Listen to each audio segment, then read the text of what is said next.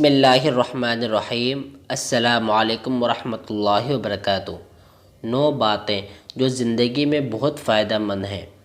Number 1، اگر خوشی چاہتے ہو تو وقت پر عبادت کرو۔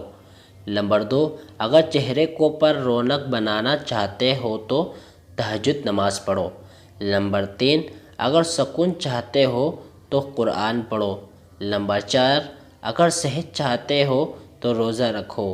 نمبر 5، اگر مصیبتوں کا حل چاہتے ہو تو استغفار کرو۔ نمبر 6، اگر برکت چاہتے ہو تو درود شریف پڑھو۔ نمبر 7، اگر مشکلات ختم کرنا چاہتے ہو تو لا حول ولا قوت الا باللہ پڑھو۔ نمبر 8، اگر غموں سے نجات چاہتے ہو تو دعا مانگو۔